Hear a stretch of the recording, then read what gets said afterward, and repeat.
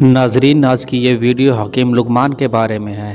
آپ سبھی لوگ جانتے ہی ہوں گے کہ حکیم لقمان اللہ کے نیک بندے تھے اور اللہ کے ولی تھے۔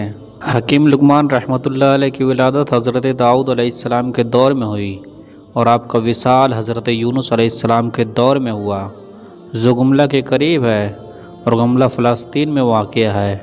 وہ نبی تھے یا نہیں یہ تو ابھی تک واضح نہیں ہے، لیکن وہ اللہ کے نیک بندے اور اللہ کے ولی تھے۔ لقمان کے معنی بہت زیادہ عقل والا ہوتا ہے اور آپ کے نام میں حکیم آتا ہے، اور حکیم طبیب کو کہتے ہیں، اور اللہ تعالی نے حکیم لقمان کی حکمت اور دانائی بخشی تھی۔ آپ کی حکمت یونان میں بہت مشہور ہے، اسے طب یونانی کہتے ہیں۔ قرآن پاک میں اگر کسی کا ذکر آ جائے تو وہ چیز بڑی عظمت والی ہو جاتی ہے، اس کا وقار اور بلند ہو جاتا ہے، مگر یہاں تو اللہ تعالی نے حکیم لقمان کے نام سے ایک پوری آیت نازل فرمائی ہے۔ اس کی حکمت اور دانائی کے بہت سارے واقعہ موجود ہیں، اس میں سے ایک واقعہ آج آپ کے سامنے پیش کر رہا ہوں۔ کہا جاتا ہے کہ حکیم لقمان کے دور میں ہر چیز کو زبان دی گئی تھی، ہر بے زبان کو زبان تھی۔ جڑی بوٹیاں خود بول کر حکیم لقمان کو بتا دیتی تھی کہ ہم اس مرض کی دوا ہیں، یا ہم سے اس مرض کی شفا لو۔ اس حوالے سے ایک واقعہ بہت مشہور ہے کہ حکیم لقمان نے سمندر کے دوسرے کنارے کو ڈھونڈنے کا فیصلہ کیا، اور اس کے پاس ایک طوطا تھا جو اس سے بات چیت کیا کرتا تھا۔ حکیم لقمان نے اپنی حکمت سے جڑی بوٹیوں سے ایک ایسی دوا تیار کی جس کے کھانے سے طوطا بغیر کچھ کھائے پیے اور بنا تھکے 6 مہینے تک اپنی اڑان جاری رکھ سکتا تھا۔ حکیم لقمان 2 ایسی گولیاں تیار کر دی، ایک اپنے طوطے کو کھلا دی اور دوسری گولی طوطے کے گلے میں باندھ دیا، اور طوطے کو نصیحت کی کہ تم اس گولی کو کھا کر 6 مہینے تک بنا تھکاوٹ کے، بنا بھوک پیاس کے اڑ سکتے ہو، اور ساتھ ہی یہ نصیحت کی کہ اگر تمہیں کہیں پر بھی بھوک اور پیاس اور تھکاوٹ محسوس ہو تو تم دوسری گولی کھا کر وہیں سے واپس ہو جانا اور آگے مت جانا۔ طوطے نے حکیم لقمان سے اجازت لی اور سمندر کی طرف اڑ چلا۔ طوطا مسلسل اپنی اڑان 6 مہینے تک جاری رکھے ہوا تھا، لیکن اسے ابھی تک سمندر کا دوسرا کنارہ نہیں ملا۔ طوطے کے اڑتے ہوئے اب 6 مہینے سے زیادہ ہو گیا تھا۔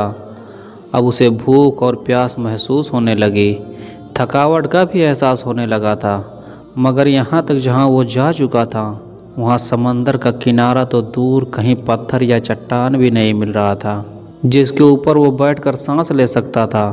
تھوڑا آگے جانے کے بعد آخرکار ایک سمندر میں چٹان نظر آئی تو طوطا اس کے اوپر جا کر بیٹھ گیا۔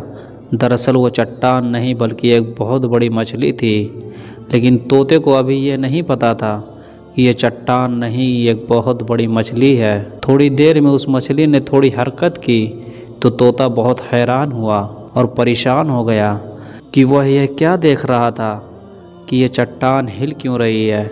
جب مچھلی نے اپنا منہ باہر نکالا تو مچھلی بھی اس طوطے کو دیکھ کر حیران ہو گئی اور اس طوطے سے بات کرنے لگی، کیونکہ اس وقت اللہ نے ہر چیز کو زبان دی تھی۔ اس لیے مچھلی نے اس طوطے سے پوچھا، تم کون ہو اور یہاں تک کیسے پہنچے؟ طوطے نے کہا، تم کون ہو؟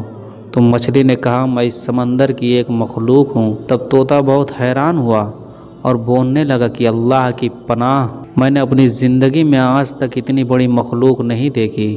پھر اس نے کہا، میں حکیم لقمان کا طوطا ہوں اور مجھے حکیم لقمان نے سمندر کا دوسرا کونا ڈھونڈنے کے لیے بھیجا ہے۔ میں نے بہت زیادہ سفر کیا ہے، ابھی تک مجھے سمندر کا دوسرا کنارہ نہیں ملا، اور اب میں تھک گیا ہوں اور اب میں اس سے زیادہ آگے نہیں جا سکتا۔ کیا تم جانتی ہو کہ سمندر کا دوسرا کنارہ کہاں ہے؟ تو مچھلی نے کہا، تم مجھے پہلے یہ بتاؤ کہ تم یہاں تک پہنچے کیسے؟ نہ تو یہاں پر کوئی پہاڑ ہے، نہ ہی کوئی جنگل ہے، اور نہ ہی کوئی درخت ہے، پر تم بیٹھ کر آرام کر رہا ہے۔ پہلے یہ بتاؤ تم یہاں تک کیسے پہنچ سکے؟ اب اس نے حکیم لقمان کا سارا ماجرا اس مچھلی کو بتا دیا۔ پھر اس مچھلی نے کہا، سمندر کا دوسرا کنارہ کہاں ہے یہ مجھے نہیں معلوم، لیکن میں اتنا کر سکتی ہوں کہ تم جہاں سے آئے ہو میں تمہیں وہاں پہنچا سکتی ہوں، لیکن اگر میں سمندر کے اندر جاتی ہوں تو بہت بڑی مچھلیاں سمندر میں موجود ہیں جو مجھے کھا سکتی ہیں۔ طوطے نے کہا، ٹھیک ہے، تم مجھے وہاں بھیج دو، जहाँ से मैं आया हूँ। मछली ने कहा कि तुम मेरी पीठ के ऊपर बैठ जाओ। तोते ने ऐसा ही किया, मछली के पीठ के ऊपर बैठ गया और फिर मछली ने पलक झपकते ही उस तोते को उस जगह पर पहुँचा दिया जहाँ से वो चला था। तोता ये देखकर कहने लगा कि मुझे तो 6 महीने लगे थे वहाँ तक पहुँचने में और तुमने मुझे पलक झपकते ही यहाँ पहुँचा दिया। तोता बहुत हैरान हुआ और सोचने लगा कि अभी तो ये मछली ये भी दावा कर रही है कि उससे भी बड़ी बड़ी मछलियाँ मौजूद हैं। तोता हकीम लुकमान के पास गया